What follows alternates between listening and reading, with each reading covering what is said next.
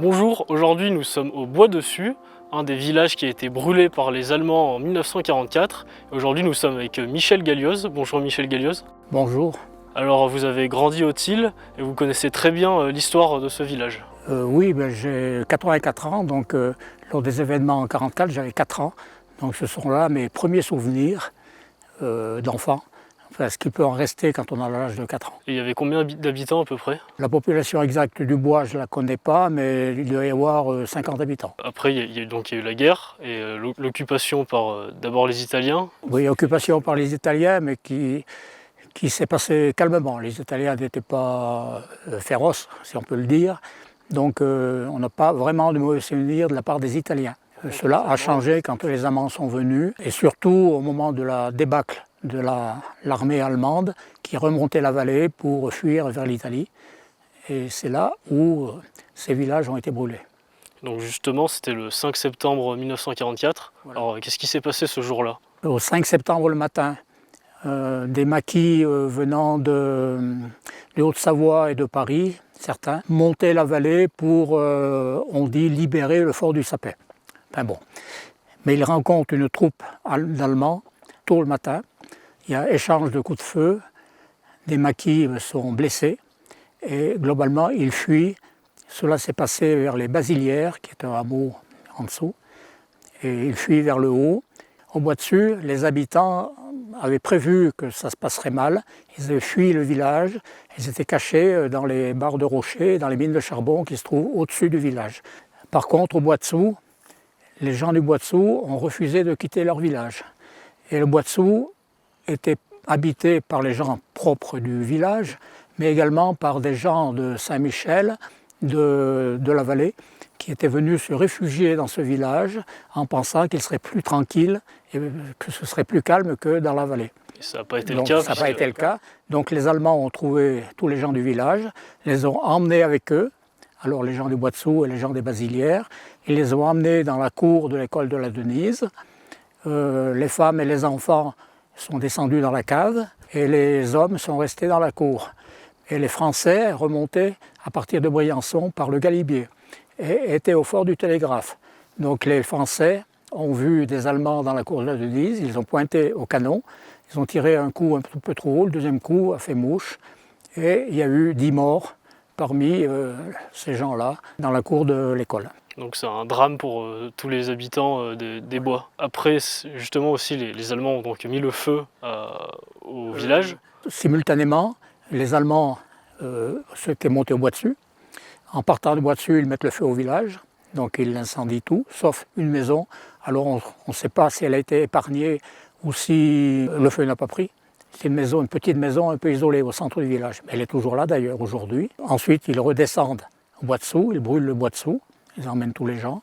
Et justement, après, comment est-ce que les gens ont vécu? Est-ce qu'ils sont revenus ici? Est-ce qu'ils se sont installés à d'autres endroits? Les gens ne sont pas revenus ici. Certains ont trouvé des maisons inhabitées au chef-lieu, au Tille. Et puis, mais ça plus tard, dans les années 50, il y a eu la reconstruction par l'État. Donc l'État a reconstruit un certain nombre de personnes des maisons dans le quartier de Sainte-Anne, Saint-Michel. Et donc il n'y avait pas de volonté de reconstruire les villages brûlés? Non, le problème du village du Bois-Dessus, le Bois-Dessous c'était pire, il n'y avait pas de route à l'époque. Uniquement un sentier muletier, un sentier à traîneau. Et puis en 1923, je crois, je me trompe peut-être dans les dates, il y a eu un glissement de terrain dessous cette maison, la maison qui est restée. Vous voyez où se trouvent les arbres là. Il y a un glissement de terrain, donc des maisons ont été emportées dans le vide. Donc il y avait du danger par en bas, du danger au-dessus, et manque d'eau et pas de route. Donc l'État a décidé de ne pas reconstruire le village en place.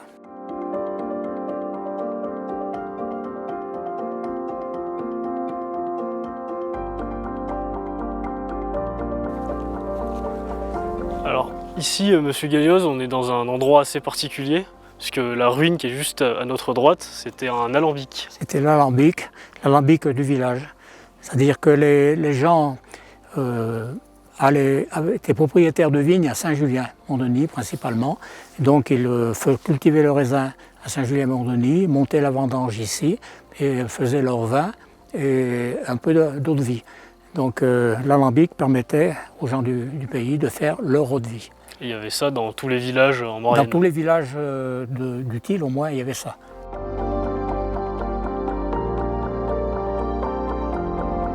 Nous sommes ici juste à côté d'une grande bâtisse très typique de ce type de village.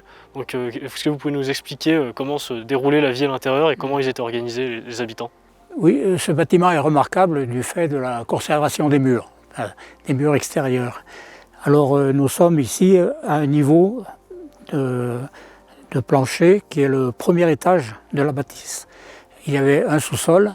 Dans le sous-sol, on logeait les bêtes, les étables et écuries. Dans la partie arrière, des caves. Et au-dessus, il y avait côté soleil, côté aval, des pièces à vivre.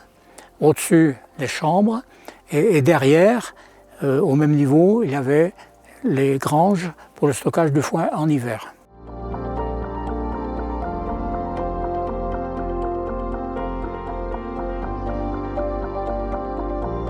La fameuse maison qui n'a pas brûlé pendant le 5 septembre 1944, elle est juste à côté de nous et elle a eu donc une vie après cette date-là. Oui, cette maison, c'était la maison de mon arrière-grand-père. Après la guerre, mes grands-parents sont revenus et ont transformé cette maison en chalet d'alpage. C'est-à-dire que le rez-de-chaussée, qui était une pièce d'habitation, est devenu étable et ils habitaient à l'étage et ils avaient des chambres au-dessus. C'est-à-dire qu'ils venaient habiter ici du 1er juin à fin septembre, en gros. Quand ils habitaient ici, ils continuaient à cultiver les terres, leurs propriétés, et faisaient du seigle, de la pomme de terre, etc. Et du foin surtout.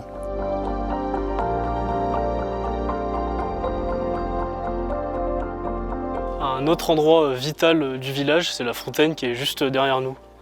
Oui, le problème du bois, c'était la rareté de l'eau.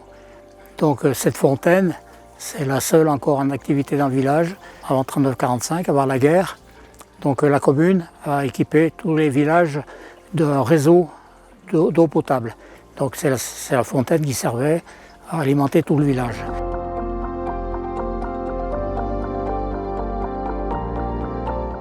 Et il y avait aussi une école dans ce village pour les 50 habitants. Oui, bien sûr. Tous les villages de la commune du Til étaient équipés d'une école.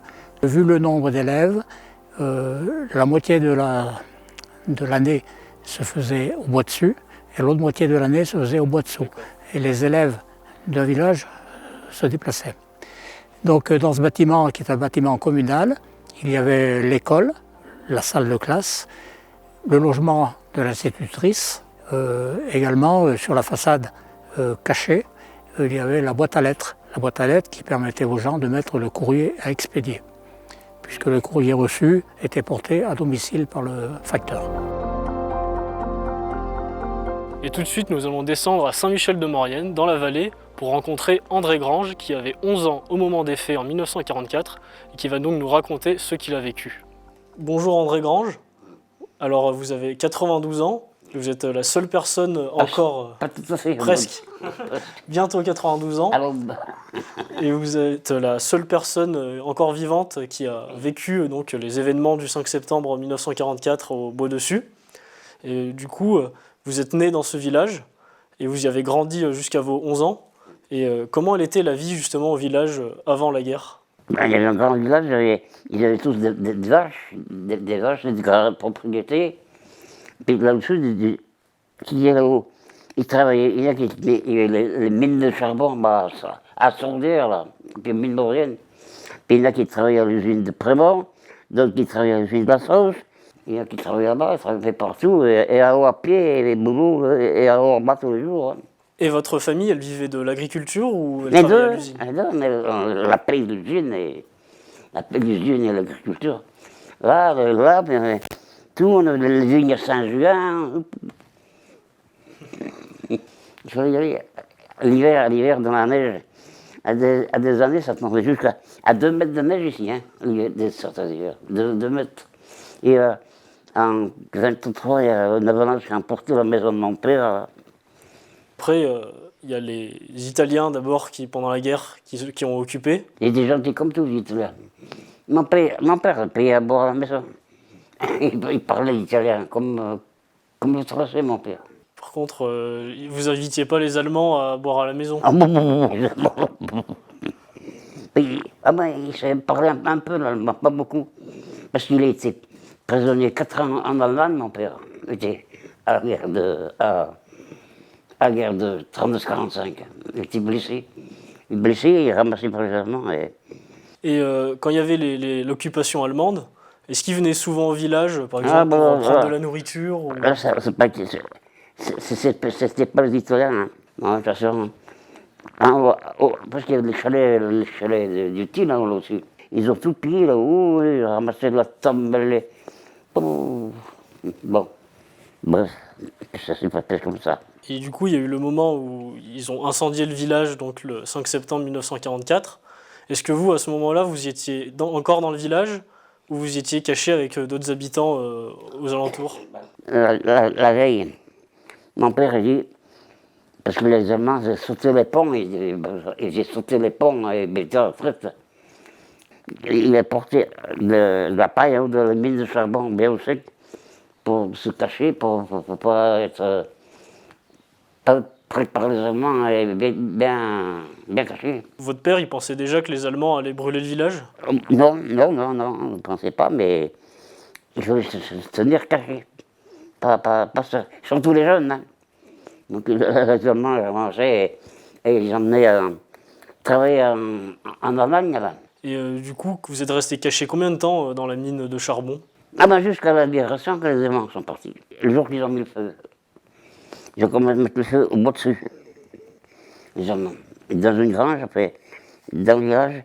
Puis ma soeur, elle est morte, mais elle est descendue de la mine pour chercher des ravitaillements à la maison. Ils ont dit, les gens, tous en valise, tous en valise.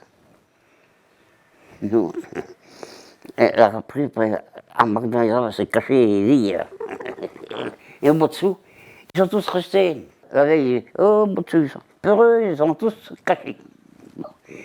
Ils ont pas été se cacher, le lendemain, ils se sont fait tuer dans le cours de l'école.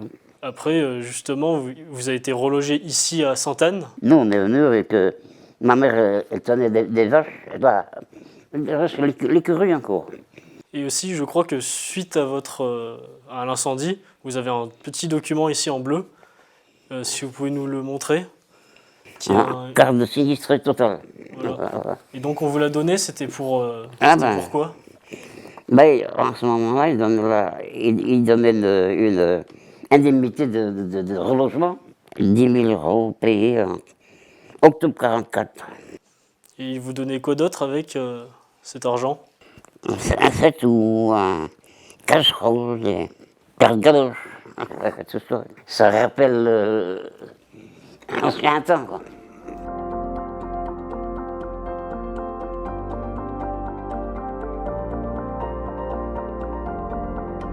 Alors maintenant, nous sommes avec Frédéric Dumont, qui est le président de l'association de sauvegarde du patrimoine du Tille. Ici, au village du Bois-Dessus, vous avez installé une stèle qui est juste à côté de nous et un panneau explicatif. Voilà, donc ici, on a trouvé important de mettre des panneaux pour rappeler l'histoire du lieu.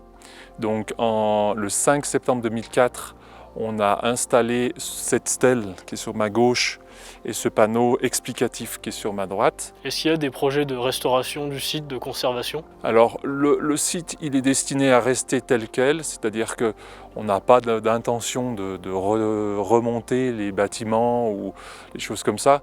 Ce qu'on préserve, ça va être ce lieu de mémoire-là. Et voilà, vous connaissez désormais l'histoire de ce village du Bois-Dessus. Quant à nous, nous nous retrouverons pour un prochain reportage et à bientôt.